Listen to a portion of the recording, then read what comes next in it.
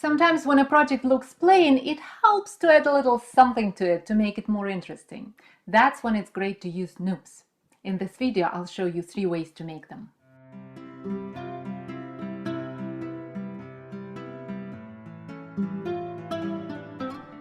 A NUP is worked on one stitch, so you can add it anywhere you like in your knitting. Simply work to the spot where you plan to add a NUP, then knit the next stitch, but don't slip the original stitch off the left needle yet.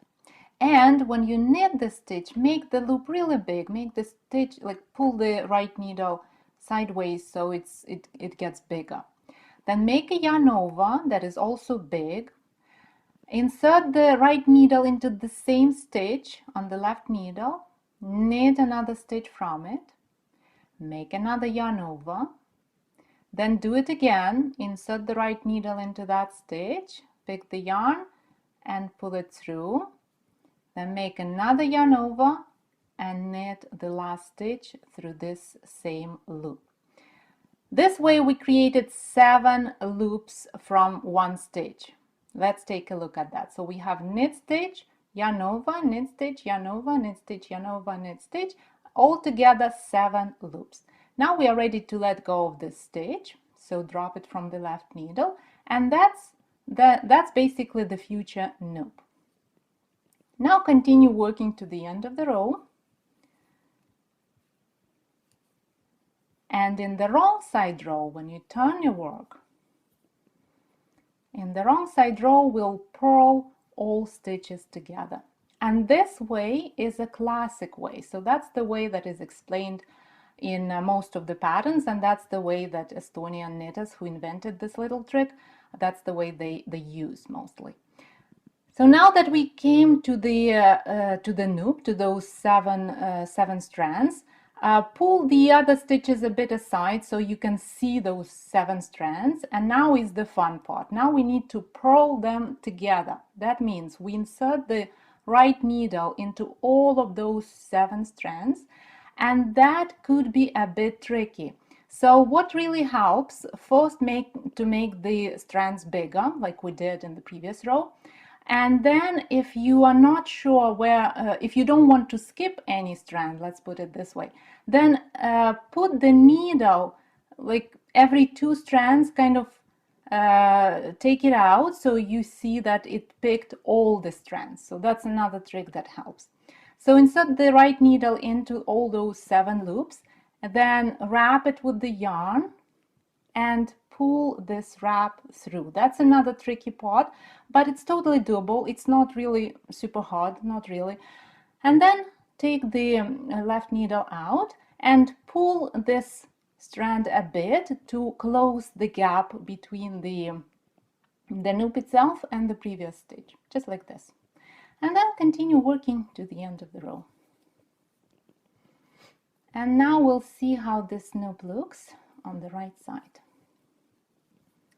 Here it is, a little bud, because basically the word NUP means bud in Estonian.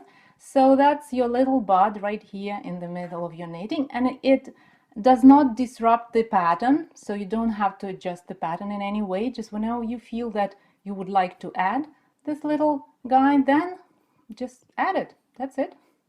That's how simple it is. I'm gonna work another row to show you how it looks once again, and that was the classic way of making the NUP. So we created the NUP in the right side row, and then we pulled all loops together in the wrong side row.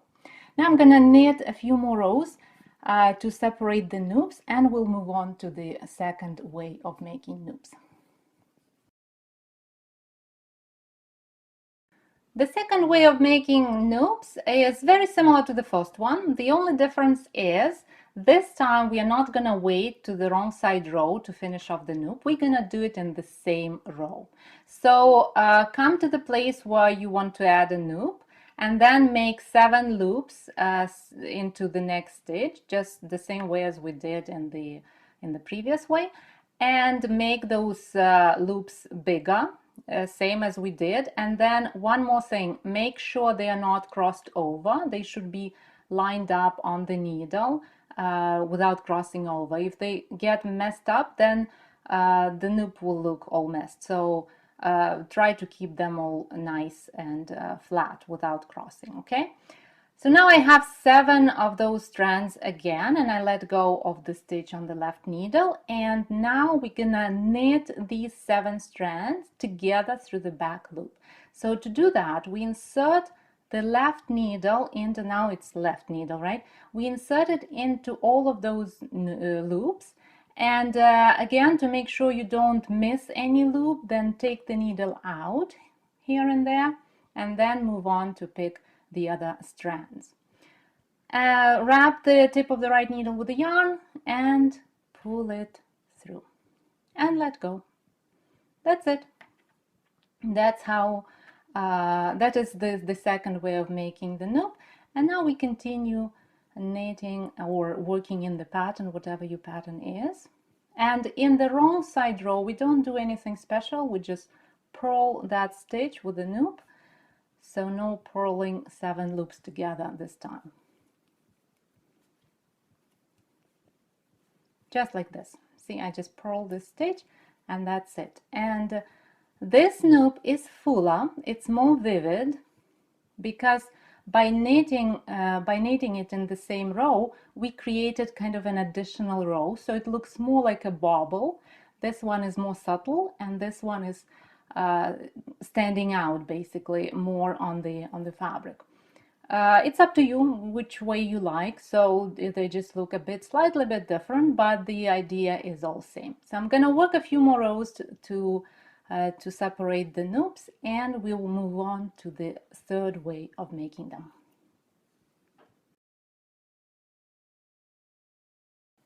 The third way is very similar to the second one, but this time we are not going to use the needles, we're going to use the crochet hook instead. So how do we do that? Work to the spot where you want to place a loop. It's right here for me. Now pull the stitches on your right needle a bit further from the tip of the right needle. We don't want to drop them accidental, right? Then take the crochet hook and use it as a needle to create a loop. So insert it into the stitch, same way as we did before. Pull the yarn through, make it slightly bigger, then make a yarn over, another stitch, another yarn over, and then again stitch and yarn over, and the last stitch. So now let's double check. We have 7 strands on the hook, and then I let go of the stitch on the left needle. Wrap the head of the hook with the yarn and pull the wrap through all of the 7 loops, just like this. It's usually easier with a crochet hook than it is with the needle. So now get your right needle into the right hand again and slip this loop, this new stitch, from the crochet hook to the needle and put the crochet hook aside. Now pull it a bit to form the loop. I really like to make them slightly bit tighter because it usually forms them better. And then continue working in the pattern. In the wrong side row, we're not going to do anything special, same way as we did in with the previous way we discussed. In the wrong side row, we simply purl the stitch with the loop on it and move on with the pattern. In a second, I'm going to show you. So we purl this stitch and then I finish the row.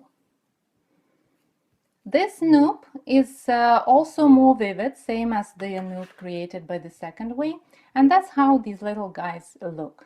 See, this is the classic way, and these two are created basically in the same fashion, but this time we use the needles, and this is the one made with the crochet hook.